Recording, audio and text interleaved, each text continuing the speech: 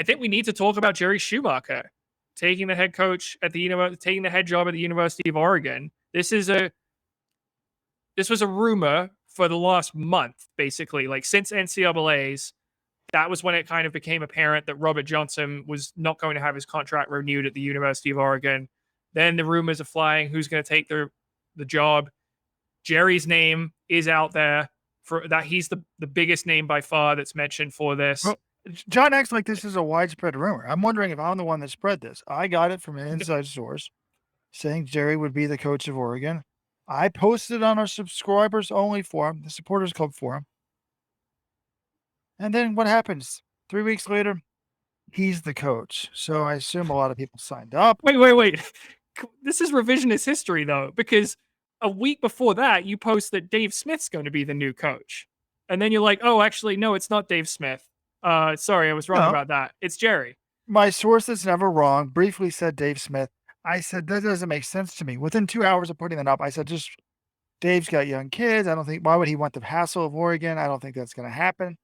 Then I put Jerry. Then I did talk to someone fairly close to the BTC. They said it wasn't going to happen, but hey, looks like he's changed his mind. My source that's never wrong, although he was wrong on Dave Smith, knew that Jerry was going to take this job before Jerry even took the job. But let's talk big picture. I know there's some people on the message board, even supporting club members, that do not like Jerry. They don't like the BTC. One person tests positive, tarnished forever. So is Mark Rowland tarnished forever since Nigel Amos has tested positive? I mean, I don't know. I don't agree with that. But for me, I am happy about this. First of all, I like Jerry. I hung out with him in Amman, Jordan. I'm not like I'm good friends with him, but he's like friendly enough and seems obviously super talented, super successful. Some people don't like how he stood behind Shelby Houlihan. I like it. He doesn't run a doping program. I don't think the whole group's dirty. Someone tests positive. He thinks she's innocent. She may not be. But if someone you're close to says, I didn't do this, what are you supposed to say? Oh, I know you did it. So anyways, just ignoring that aspect, he's a very good distance coach. I think it's Phil Knight may have wanted a distance coach to be running the show there. I think it makes more sense to have a distance coach at Oregon. That's kind of what their Steve Prefontaine was known for. So that's good. On the negative front, it's a little bit surprising because there's more than just winning in Oregon. Robert Johnson, my namesake, won 14 national titles in 10 years and was just fired. Jerry Schumacher's, this is the interesting thing, mentor, Martin Smith, his coach, his college coach, went out to Oregon, was kind of successful, got pushed out of town because he didn't want to promote Tracktown USA, meet with the locals, do the press thing. Jerry hardly ever talks to the press on the record. You know, will he meet with the press? That type of thing. So that's one of the questions. I put in the message board today, look, guys, there's not that much press left. And when Jerry does talk, he's pretty engaging, kind of funny. I think he's smart enough now to know what he needs to do at Oregon. So yeah, look at Robert Johnson. He's the current coach. Was Robert Johnson out there talking to the media every time? Like, was I ever? Well, I didn't put in many requests for him, but when I've requested the Oregon staff, I usually don't get an interview with them. Robert Johnson does the media he's required to do, and he works just fine. I'm sure Jerry, if you put him in front of a microphone and say, hey, you got to talk to the media once a month at a press conference or something like that, he can manage that. He'll do perfectly fine. I think a lot of people are sort of curious about this, though. We've talked on the podcast, the pro coach lifestyle is a lot better than the college coach lifestyle. College coach, you have to work way more weekends. You're constantly recruiting because you have to replenish your roster. You know, pro coaches, I'm not saying that they don't work hard, but like college coaching is a grind, man. Say, why would Jerry take this job when he's already got the Bowerman Track Club set up? To me, I would say his kids are grown at this point. So he has sort of the freedom to move to Eugene if he needs to, or he can even stay to Portland. I don't know. They probably wouldn't like him staying in Portland. I assume he's going to move to Eugene for this. But, well, I'm just saying. But that will give him a little bit more time to get engaged with coaching a lot of kids. You know, I don't think coaching a college team would have worked if this was 5 years ago. But now he has a little bit more freedom. He likes coaching, all right? He likes coaching distance runners. He's going to be able to coach a lot of them at Oregon. And I'm guessing that, a lot of the recruiting stuff, a lot of people still want to come and run for Jerry, and he'll have an assistant to help out with recruiting. It's not like he's going to have to spend 20 hours a week doing that sort of thing. I think he's just got a little bit more flexibility now. And he gets to coach cross country team, which is pretty cool. And which Oregon, let's face it, the women have won 2 national titles with Marisa Powell, but the men haven't really been contending for a title since maybe 2008, their lost title with Vin. So, or was that Andy Powell? I think that was still Vin at that point. That I'm sure is appealing. Coaching a cross country team, trying to win the big one at Oregon, that would be a pretty big deal. Look, as someone who got out of college coaching in large part because I wanted to have a family and didn't want to be coaching with young kids, the timing makes sense. Most of his kids are in college or out of college. He's got one kid that's like a junior in high school. So, look, I've been told everyone, including the pro runners, will be moving to Eugene.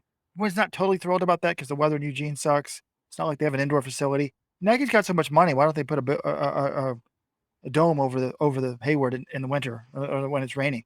But they'll be moving down there. Maybe he'll be commuting for the first year or so.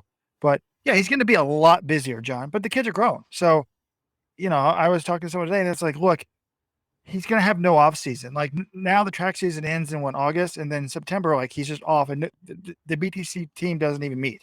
They just take off. He's never going to have that off now because think about it. You have the worlds will end in August, world champ. Then you're right in the heat of the cross country season. And then the really only break might be December. And then you go to indoors for both the college and the pros. Then the pros go to altitude while the college season's heating up. And then you have the college season, then the US season, then the pro season. It's going to be busy. But, I imagine he's going to be someone that's delegating a lot in terms of ops stuff. He really just wants to focus on the coaching. I've been told that. But there's more to it. He's not dumb. Like he's going to be nonstop busy. Like how many years will he handle this for? 10, 20?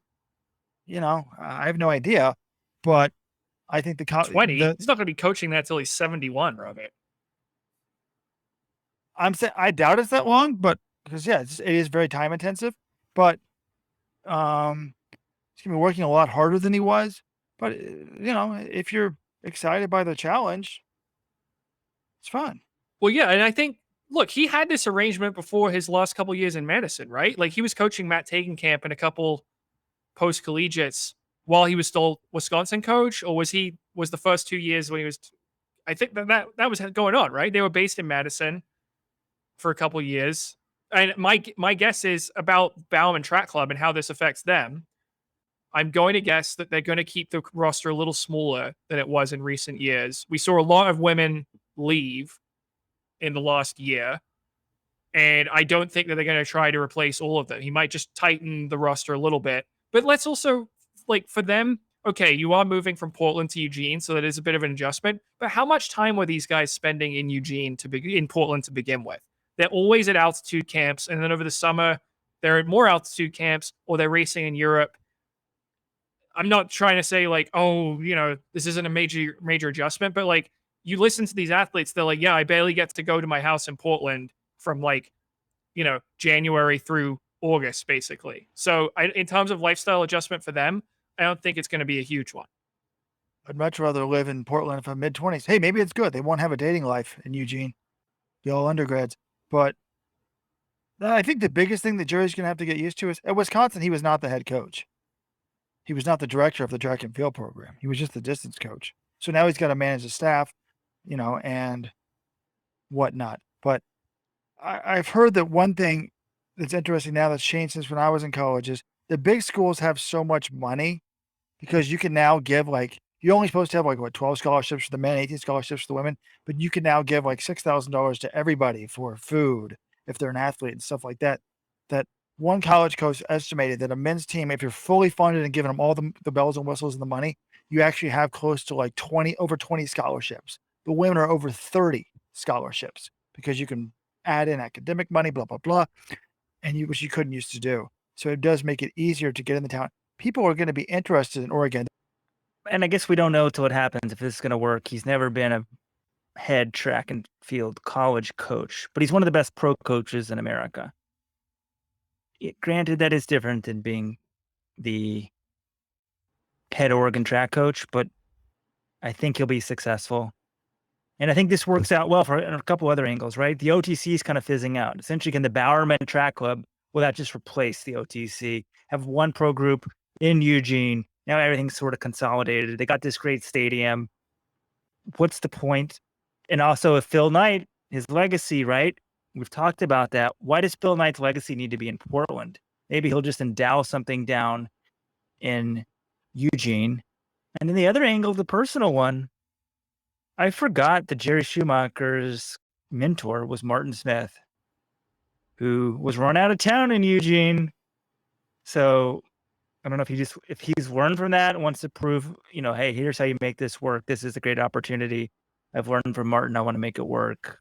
Sort of, you can't really call it redemption, but there's so many interesting angles to this. Yeah, I don't know how he'll do as a coach of the overall track program. That's the question, is like, how much is he going to invest into the time it takes to develop the entire team? Is he just going to hire someone to help him deal with that? I mean, I would say, first of all, make sure you retain Curtis Taylor, because he's the sprint coach at Oregon. He's been fantastic for the last decade or so that he's worked there. But in terms of cross country, like distance success, I have no doubt that Jerry's teams will be very strong. They were terrific at Wisconsin, and I would say it's probably easier to recruit to Oregon than it is to Wisconsin. Maybe, Wisconsin did have a legacy of success, but they don't have all the bells and whistles. What, do you disagree with that point? No, of course. Now Nike, Phil Knight, NIL deals. I mean, Phil Knight could just do 100% NIL, I assume, and buy the whole team if he wanted to. I mean, Yeah, we haven't even but mentioned that. you got to remember how good Jerry was as a cross country coach at Wisconsin. From 2002 to 2006, every single year they finished in the top 2 at NCAA's. Now, they only won one title, and I think you look at the people on their team, they probably should have won a couple more. But finishing top 2 5 years in a row in NCAA cross is incredibly difficult. So I do think they'll have a strong distance team. Wait, John, sorry, I had to step out for a minute. My son wanted to go to bed and had to come back. Did you just say how good Jerry Schumacher was as a Wisconsin cross country coach? I must have misheard you. I love Jerry. I'm one of Jerry's boys, but the 2004 team was a dream team. They had Matt Digenkamp, Chris Solinsky, Simon Byru, and they just choked it up. That's one of the greatest choke jobs in the history of NCAA. So hey, they were good, but they, whatever. So I kind of missed what you guys have been talking about. But one criticism of this thing was someone's on this bitter D1 coach that was talking about on the message board, like, this is a terrible hire. He can't manage the whole team, and his time's not going to work. You can't coach the pros in the college. I was like, doesn't Mike Holloway coach a lot of pro sprinters? Isn't he coaching Arian Knighton on the side? He's doing pretty damn well at Florida. Didn't Mark Wetmore? Hasn't he coached Jenny Simpson her whole career? Oh, let's wait. John, my memory's not as good as yours. Who's got the best cross country team right now? Men's cross country team. Guy by the name of Mike Smith in Flagstaff. Does he coach any pros? Oh yeah, some guy named Rupp. He coaches his wife, who happens to be an Olympian. Yeah, he seems to be doing okay. Oh, but Rojo, it's only a couple athletes. Like, it doesn't take that much longer to write up a training plan for 10 athletes as it does for 2, particularly if one's female, one's male. So I'm sure he'll be successful. All right. Well, I just think this is an intriguing hire overall. I'm fascinated to see how this all goes, to see if Jerry's going to speak to the media more. I always thought there was a rivalry between the Oregon and Wisconsin guys. Like, I thought, Jerry being a Wisconsin guy, he had a bunch of Wisconsin guys on the BTC. And I know they do have an Oregon guy there in Matthew St. George, but I always thought they kind of relished beating the Oregon guys. So now to see him become an Oregon guy, I think it's fascinating. Like, what I'd really love to see a couple years from now is Oregon and Wisconsin. Like, but this is no disrespect to all the other great college teams and coaches out there, but how awesome would it be to see like Oregon, Wisconsin, they're like 1-2 in the country and they're battling it out instead of like cross. And Jerry's new team has to be his old team. That to me would be a crazy storyline. That wouldn't do it for me. I want to see Jerry Schumacher battle Dave Smith, Oklahoma State. They're former college rivals. They're friends.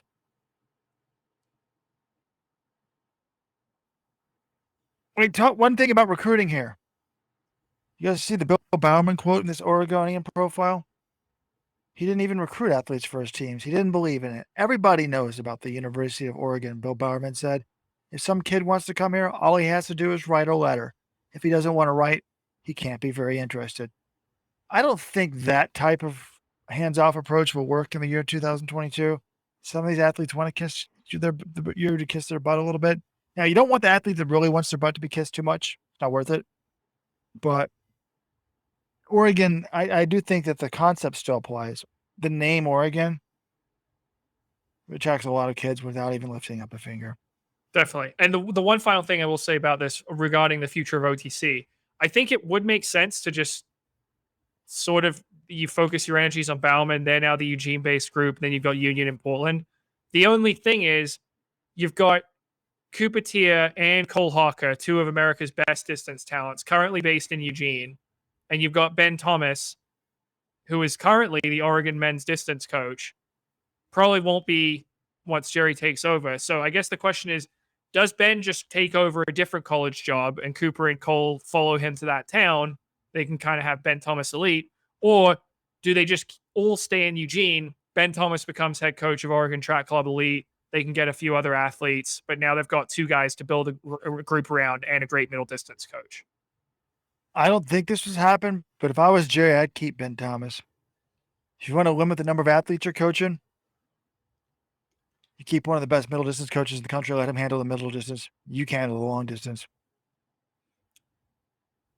I don't think that's the worst idea. I mean, you got to make sure that they kind of deal with each other's egos and everything, but I kind of think that I guess you got to determine also the scholarships, how many you're going to go for more mid-distance guys, you're going to go for more true cross guys, but that's an intriguing idea.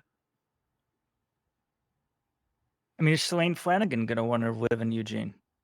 Maybe her and Pascal take even more of a role coaching. Jerry's sort of supervisory, but I don't know. Does she really want to?